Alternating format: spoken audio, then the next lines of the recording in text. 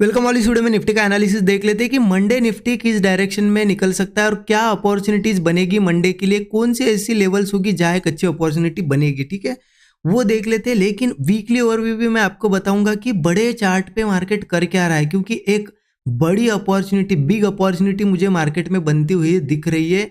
क्या क्या बन रहा है यहाँ पे, कौन सा प्राइस एक्शन बन रहा है या फिर क्या चार्ट हमें बता रहा है, वो मैं आपको यहाँ पे एक्सप्लेन करूंगा कि रीजंस क्या है एग्जैक्टली वो बड़ा मूव आने के। ठीक है, और देखिए बैंक निफ्टी का भी मैं आपको थोड़ा बड़ा चार्ट पे क्या चल रहा है बता देता हूँ, क्योंकि यहाँ पे वीकली एक्सपायरीज बंद हो गई तो इंट्राडे तो मैं ज़्यादा कर नहीं रहा हूँ बैंक निफ्टी में, फिर भी बड़े टाइम फ्रेम पे बता देता हूँ। तो सबसे पहले तो बैंक निफ्टी पे ही चलते हैं। निफ्टी का तो आपको पता है एग्जैक्टली कर क्या रहा है। निफ्टी डेली चार्ट पे अगर बताऊँ आपको कि ये निफ्टी का ऑल टाइम हाई है, ये लगभग अक्टूबर के आसपास लगा था, तब से निफ्टी नीचे ही है और ऑल टाइम हाई के आसपास आया नहीं। और बैंक निफ्टी ने एक नया हाई बना भी लिया है अभी हाल फिलहाल में।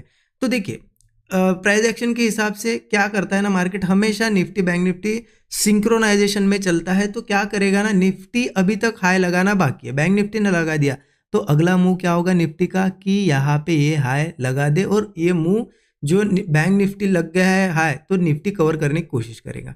अब बैंक निफ्टी पे चलते हैं। तो एक चीज आप समझ गए कि अगर निफ्टी ट्राई करेगा ऊपर आने के लिए तो बैंक निफ्टी क्या करेगा, नीचे तो नहीं जाएगा ना, बैंक निफ्टी भी ऊपर आएगा, बैंक निफ्टी और नया हाइज लगाएगा। तो बैंक निफ्टी का अगर स्ट्रक्चर देखे, ये देखिए डेली चार्ट बैंक निफ्टी का ओपन कर दिया, आप क्लियर स्ट्रक्चर देख सकते हैं। बैंक निफ्टी अभी ये नया हाई लगा था, उसके बाद से थोड़ा पॉज लिया है और इस तरीके से एक स्ट्रक्चर बना है, बहुत बढ़िया कंसोलिडेशन हो रहा है। और यहाँ से ऐसा मैं अगर मार्क करूँ तो आपको दिखेगा एक प्यारा सा चैनल भी बना है। अगर ये चैनल ऊपर ब्रेक होता है, क्योंकि इसकी पॉसिबिलिटी बहुत है निफ्टी ऊपर आएगा, तो आपको अभी बताया मैंने बैंक निफ्टी भी ऊपर ही आएगा ना। अगर ये चैनल ब्रेक होता है ना तो बहुत ट्राई करेगा निफ्टी 58,000 60,000 के आसपास आने के लिए। एक इतने दिन कंसोलिडेशन अगर हुआ है तो ये मूव भी बहुत बड़ा होगा और बहुत फास्ट होगा। ठीक है, अब ये तो प्राइस एक्शन के हिसाब से होना चाहिए। मार्केट ऐसा भी कर सकता है, हो सकता है लोगों को फंसाने के लिए एक बहुत बड़ा ब्रेकडाउन दिखा है यहाँ पे और बस 2-3 दिन में रिकवर करके फिर ऊपर चला है, ये भी पॉसिबिलिटी है। इसीलिए अप साइड तो मैं क्लियर हूँ पोजीशन बनाने में, डाउन साइड अगर ब्रेकडाउन आता भी तो मैं डायरेक्टली पोजीशन नहीं बनाऊंगा जब तक ये प्राइस एक्शन कंटिन्यू ऐसा स्ट्रक्चर नहीं बनाता नीचे के साइड, तब तक तो मैं सेल का अभी सोच नहीं रहा हूँ। ठीक है, खास करके बैंक निफ्टी में तो बिल्कुल नहीं। ठीक है, तो बैंक निफ्टी का इतना ही एनालिसिस डेली चार्ट पे मैं बताऊंगा। इंट्राडे के लिए तो मैं यहाँ पे सिंपल निफ्टी का हम यहाँ पे डिस्कस कर लेते हैं। तो बैंक निफ्टी में ध्यान रखिएगा, बहुत बढ़िया चैनल है, अच्छी अपॉर्चुनिटी बनेगी, अप साइड की बनती है तो बहुत ही अच्छी चीज़ है। ठीक है, अब चलते हैं निफ्टी पे। निफ्टी पे भी सीधा हमने डेली चार्ट ओपन कर दिया। देखिए यहाँ पे डेली चार्ट पे मैं आपको एक सिचुएशन बताता हूँ कि हुआ क्या है निफ्टी में एग्जैक्टली और आगे हो क्या सकता है। यहाँ से देखिए अब निफ्टी में अच्छा ट्रेड कब बनेगा, मैं यहाँ से एक लाइन आपको मार्क कर देता हूँ। यहाँ से हम मार्क करेंगे उसको यहाँ तक। ठीक है, इसको चाहे तो मैं डार्क कर देता हूँ, आपको दिखेगी। अब यहाँ पे क्या है देखिए, रेजिस्टेंस, यहाँ पे रेजिस्टेंस, यहाँ पे रेजिस्टेंस। अब एग्जैक्टली हम क्या कर रहे हैं ना कि निफ्टी का जो रेजिस्टेंस है उसके आसपास घूम रहे हैं। निफ्टी में एक बहुत बढ़िया ब्रेकआउट कब बनेगा, ये रेजिस्टेंस ब्रेक होगा और एग्जैक्टली ये लेवल भी आ रही है 25,000 के आसपास ही। ठीक है, तो सिंपल है, जब मार्केट ये 25,000 की साइकोलॉजिकल लेवल भी है और यहाँ रेजिस्टेंस भी, ये जब निकलेगा ना, इसके ऊपर जब निकलेगा तो मुझे लगता है ये मूव बहुत ही ज़्यादा फास्ट होगा, क्योंकि उसने टाइम अच्छा खासा स्पेंड कर लिया है और ये फिर नया हाई लगा देगा 26,000 26,200 300 इजीली क्रॉस करेगा और इसके ऊपर भी जा सकता है। तो ये एक बहुत ही बढ़िया अपॉर्चुनिटी बन रही है, प्राइस एक्शन के हिसाब से भी बन रही है, क्योंकि मैंने रीज़न क्या बता दिया आपको, अभी रीज़न बताया कि बैंक निफ्टी नया हाई लगा दिया, निफ्टी भी लगाएगा और यहाँ पे रेजिस्टेंस के आसपास सस्टेन भी कर रहा है। ठीक है, बस एक चीज़ हो सकती है इसमें, कभी कभी मार्केट अब इस तरीके से ये चैनल यहाँ पे भी बन रहा है, हो सकता है एक अच्छा ब्रेकडाउन दिखा है और फिर यहाँ पे क्योंकि ब्रेकडाउन दिखाएगा सब लोग सेलिंग साइड चले जाएंगे और मार्केट बस उनको ट्रैप करेगा, क्वांटिटीज लेगा और फिर ऊपर जाएगा। तो ये चीज़ हो सकती है। ठीक है, पॉसिबिलिटी तो यही है कि सीधा ही ब्रेक करे, बट मैं आपको बता रहा हूँ क्योंकि लोग क्या होते हैं ना, बायस होंगे कि नहीं यार ब्रेकआउट आएगा, ऑल टाइम हाई लगेगा और मंडे से सीधा पोजीशन बनाना शुरू करेंगे और मार्केट आ जाएगा, थोड़ा एक ब्रेकडाउन देगा, फिर सब लोग डर के मारे निकल जाएंगे, अरे ऐसा क्या हुआ, ये तो गलत हो गया, एनालिसिस ऐसा हो गया, और निकल जाएंगे और निकलती ऊपर जाएगी। इसलिए मैं बता रहा हूँ कि बायस होकर ट्रेड प्लान नहीं करना है। ठीक है ना, बुलिश हमें ट्रेड प्लान करने हैं तो आने दो, ब्रेकआउट आने दो, अच्छा खासा सस्टेन करने दो, एक आध दिन थोड़ा क्या होगा, स्टॉप लॉस ही बड़ा होगा ना, लेकिन एक अच्छा मोमेंटम मिलेगा। अभी तो हम रेजिस्टेंस के पास है, हो सकता है और टाइम स्पेंड करें, एक वीक यहाँ पे और टाइम स्पेंड करें, ऐसा ऐसा फिर निकले। इसीलिए कभी बायस होकर ट्रेड प्लान नहीं करना है, प्लान करना है सेटअप बनने के बाद ही, ठीक है। ये तो एनालिसिस हम कर रहे हैं यहाँ पे, ठीक है। अब चलो पोजिशनली तो आपको समझ में आ गया क्या करना है, इंट्राडे के हिसाब से देख लेते हैं अब ठीक है। तो उसके लिए हम चलते सीधा 15 मिनट चार्ट पे, ठीक है। अब इंट्राडे की अगर बात करें ना तो एक चीज़ क्लियर है, बहुत ही ज़्यादा क्लियर मुझे एक चीज़ दिखाई दे रही कि हमने यहाँ पे रेजिस्टेंस ले लिया और उसके आसपास ही सस्टेन कर रहे हैं। और यहाँ पे इस लेवल के आसपास अगर बताऊँ तो आपको दिख भी रहा है, यहाँ पे एक सपोर्ट जोन बना हुआ है। क्या बना हुआ है? Support zone.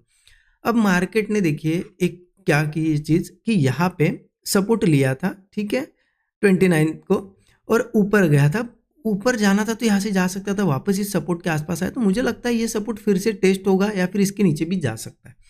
तो ओपनिंग मैटर करेगी, ध्यान रखना, ओपनिंग मंडे की बहुत ज़्यादा मैटर करेगी, क्योंकि यहाँ है सपोर्ट लेवल, ठीक है। सपोर्ट लेवल कौन सा है? 24,700। अब ओपनिंग क्यों मैटर करती है मैं आपको बताता हूँ। क्योंकि देखिए ये सपोर्ट है, अगर मार्केट सीधा सपोर्ट के नीचे ओपन होता है तो समझ लिया जाता है प्राइस एक्शन के रूल के हिसाब से कि सपोर्ट ब्रेक हुआ। फिर मार्केट अगले सपोर्ट तक जाता है, क्या करता है? अगले सपोर्ट तक जाता है। अगला सपोर्ट कहाँ पे आएगा? फिर सीधा 24,530 का एक सपोर्ट है, 24,400 का भी है, ठीक है। ये है सपोर्ट्स। तो अगर सीधा गैप डाउन होता है तो बहुत ज़्यादा चांसेस क्या रहेंगे? नीचे जाने के। तो ज़रूरी नहीं है कि सीधा इसके नीचे गैप डाउन हुआ मतलब पुट लो, ऐसा नहीं कि मार्केट सीधा ही जाएगा। मार्केट इसके नीचे गैप डाउन हुआ मतलब अब सेल साइड ये आएगा, ये हमारा एक व्यू बन गया। क्या बन गया? व्यू बन गया। फिर उसके बाद मार्केट क्या कर सकता है ना, गैप डाउन होने के बाद थोड़ा बहुत ऊपर भी जा सकते हैं, जाने दो। उसके बाद जब वो नीचे आएगा फिर से सपोर्ट के आसपास होल्ड करके ब्रेकडाउन देगा, तब हम पुट लेंगे। फिर हमारा ये एक टारगेट होगा। लेकिन ये कब की बात है? अगर गैप डाउन की बात। लेकिन मार्केट अगर सीधे 24,700 के ऊपर ही ओपन होता है, बहुत ही ज़्यादा पॉसिबिलिटी रहेगी ऊपर जाने की, ठीक है। मतलब सेटअप बनने के बाद, जरूरी नहीं तो फिर यहाँ से गिर रहा है और आप सोच रहे हो कि नहीं ऊपर ही जाएगा, ऐसा नहीं। इसके ऊपर सेटअप बनना चाहिए ना तो ओपनिंग मैटर करेगी। इसके ऊपर ओपन होता है मतलब अभी भी सपोर्ट के ऊपर ओपनिंग है। तो हम क्या करेंगे फिर? इसके ऊपर यहाँ पे 24,700 के आसपास अगर कंसोलिडेट करके ब्रेकआउट आता है तो भी यहाँ पे अपसाइड का ट्रेड प्लान कर सकते हैं। या फिर हो सकता है मार्केट थोड़ा आपको 5 मिनट चार्ट पे दिखाए ब्रेकडाउन जैसा, ठीक है, यहाँ से नीचे आता हुआ दिखाए थोड़ा सा हमें। फिर 5 मिनट चार्ट पे आता है तो हमें क्या लगता है कि ब्रेक हुआ, ऐसा नहीं है। मार्केट फिर अगर थोड़ी देर बाद ऊपर आता है और सस्टेन करता है और कोई ब्रेकआउट देता है तो फिर मैं यहाँ पे कॉल लेने के लिए और ज़्यादा क्वांटिटी में लूँगा। मतलब अगर मैं यहाँ पे पहले 80% क्वांटिटी लेता हूँ तो यहाँ 100% क्वांटिटी लूँगा। क्यों? क्योंकि यहाँ पे वो नीचे जाने की कोशिश कर रहा है। 5 मिनट पे लोगों को क्या दिखा रहा है कि नीचे जा रहा हूँ। लेकिन आप अगर थोड़ी देर बाद देखोगे 15 मिनट या 1 आवर चार्ट पे, तो आपको दिखेगा कि यहाँ पे सिर्फ ऐसी एक कैंडल, मतलब हैमर कैंडल बनी हुई होगी। इसीलिए क्या करना है, समझ गए आप, कि अगर 24,700 के ऊपर यहाँ कहीं ओपन हो और वो नीचे जाए थोड़ा और 5-10-15 मिनट बाद अगर ऊपर आए तो फिर हमारे लिए बुलिश ही रहेगा मार्केट। अगर कंसोलिडेट करके कहीं पे भी ब्रेकआउट बनता है तो कॉल साइड का ट्रेड प्लान करेंगे और ये मूव मुझे लगता है बहुत ही ज़्यादा फास्ट होगा। स्टॉप लॉस वही 24,700 के नीचे का रख सकते हैं हम छोटा सा। ये मूव बहुत ही फास्ट होगा क्योंकि ये ब्रेकडाउन दिखा रहा है ना, यहाँ पे जो लोग सपोर्ट समझ के खड़े उनको ब्रेकडाउन दिखा के अगर ऊपर आके सस्टेन करके ब्रेकआउट देगा, ये मूव बहुत ही ज़्यादा फास्ट होगा। क्योंकि जब जब लोग ट्रैप होते हैं मूव बहुत फास्ट आता है। और ये मुझे लगता है फास्ट मूव सीधा ब्रेकआउट वाला होगा, जो हमने डेली चार्ट पे लाइन मार्क करी ना, ये ब्रेकआउट कर देगा, ठीक है। हो सकता है मंडे करे या ट्यूसडे करे, बट ये पॉसिबिलिटी है यहाँ पे, ठीक है। तो मैं यहाँ पे अच्छा खासा 25-30 पॉइंट का स्टॉप लॉस लगा के ट्रेड प्लान करूँगा। मेरा टारगेट तो बड़ा रहेगा, बट देखूंगा अगर देखिए मार्केट मूव कर रहा है और बहुत ही स्लो फिर हो रहा है ऊपर जाने के बाद ऐसा, तो फिर थोड़ा सा रिवर्स भी आ सकता है, तो हम यहाँ पे बुक कर लेंगे। जो भी हमारा रिस्क रिवार्ड 1:3 1:4 अगर मिल गया तो बस है हमारे लिए सफिशियंट है, ठीक है। क्लियर हो गया कि गैप डाउन इसके नीचे होता है तो फिर सेलिंग का व्यू रहेगा, इसके ऊपर ओपन होता है थोड़ा बहुत हम बुलिश ही देखेंगे। हाँ, सेलिंग कब कर सकते हैं कि चलो नीचे गया बहुत ही देर 15-20 मिनट सस्टेन ही कर रहा है फिर ब्रेकडाउन दे रहा है नया, तो फिर हम सेलिंग साइड सोच सकते हैं, ठीक है। ओके, ये तो हो गया क्लियर। अब सिचुएशन ये आ जाती है कि अगर मार्केट में सपोर्ट यहाँ पे, रेजिस्टेंस यहाँ पे अगर बीच में ओपन हुआ तो कन्फ्यूजन का जोन है यहाँ पे ना। तो ऐसे टाइम हम क्या करेंगे, मैं यहाँ पे 2 ट्रेड प्लान, मतलब 2 ट्रेड में मेरी रिस्क डिवाइड कर दूंगा। अगर मार्केट गैप अप होता है, थोड़ा सा नीचे आके सपोर्ट बना के ऐसा कंसोलिडेट अगर करता है, ब्रेकआउट देता है, तो मैं यहाँ पे अपसाइड का ट्रेड प्लान करूँगा, ठीक है। क्योंकि देखिए सपोर्ट ऑलरेडी सपोर्ट के ऊपर है, हम अगर गैप अप होता है यहाँ पे कंसोलिडेट करके ब्रेकआउट देता है तो हो सकता है ब्रेकआउट बन जाए, यहाँ पे ये भी रेजिस्टेंस ब्रेकआउट करे।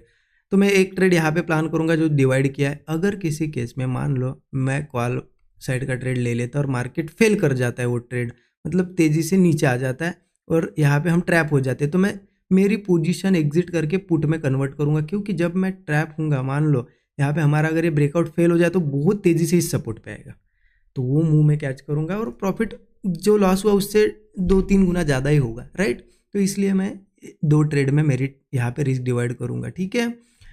अगर मान लो ऐसा ब्रेकआउट नहीं आता है, सीधा ओपन होता है गैप अप मार्केट, कंसोलिडेट थोड़ा सा होल्ड करके ब्रेकडाउन ही देता है, तो भी हम पुट ले सकते हैं। ये हमारा 24/700 का टारगेट होगा, ठीक है, क्लियर है। बस बहुत ही अच्छा और सेफेस्ट बुलिश ट्रेड कब बनेगा, ये एक बार 25,000 निकालने दो। मान लो किसी केस में बहुत ही बड़ा गैप अप वगैरह कुछ हुआ, कंसोलिडेट करके निकाल दिया 25,000 या इसके ऊपर सस्टेन करके अगर ब्रेकआउट आया तो फिर अच्छा मोमेंटम आएगा, फिर इसके ऊपर टारगेट सीधा 25,200, 25,400, सॉरी 25,400, यही टारगेट्स होंगे इसके ऊपर, ठीक है। तो क्लियर हो गया क्या करना है, आपको समझ में आ गया कि इसके आसपास ओपन होता है तो ही बुलिश देखेंगे, 24,700 के नीचे तो सेल साइड जाएगा मार्केट। बीच में थोड़ा सा हम देखेंगे कि क्या सिनेरियो बन रहा है, उस हिसाब से प्लान करेंगे, क्योंकि अल्टीमेटली